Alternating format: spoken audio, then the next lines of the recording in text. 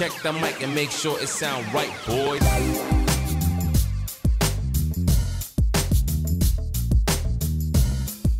Hey, ho, ho, ho! This is Charlie Jose and you're watching another episode of Upstream Charlie.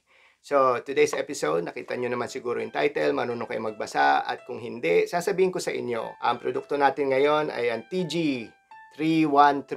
Ito yon, TG313. Nabili ko to sa Lazada and it's also less than 300 pesos. So, ano pang gusto mo, di ba? Ngayon, may nag-request sa akin nito. Lalagay ko yung pangalan niya dito. Ayan siya. So, thank you very much sa nag-request na ito.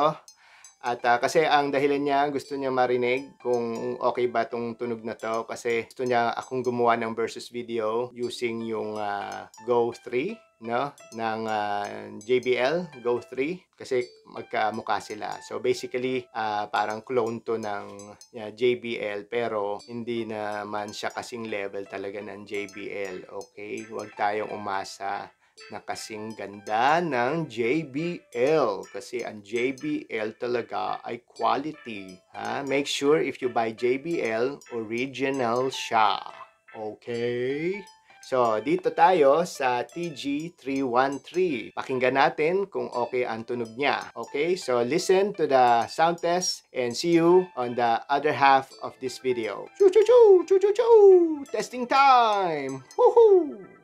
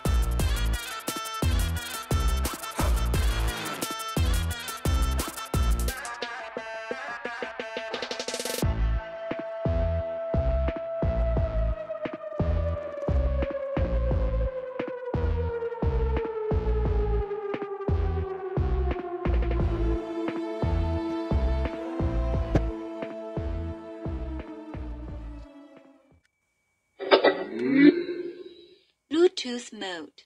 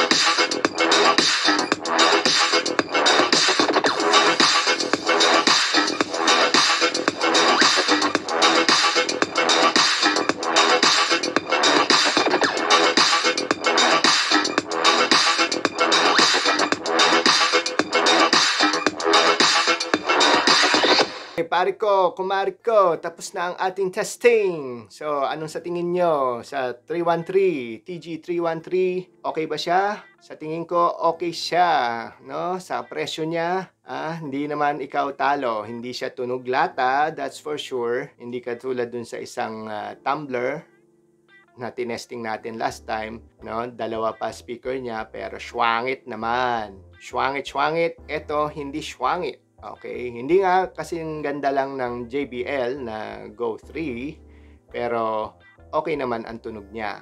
Okay, kaya niya yung bass, kaya niya yung treble, pero of course, hindi ganun kataas at hindi rin ganun kababa ang kaya niya. Pero hindi siya tunog lata at maganda naman ang tunog niya para sa presyo niya.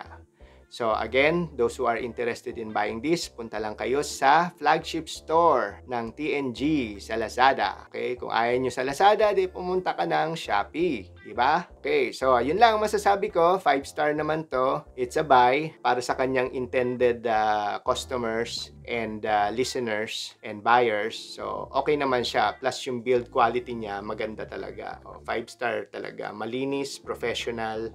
Parang yung TG113C at saka TG113A. So, yun lang ang masasabi ko. Tapos na ang show natin. So, see you on the next video and see you on the next product review. Bye-bye! Adios! Bye-bye!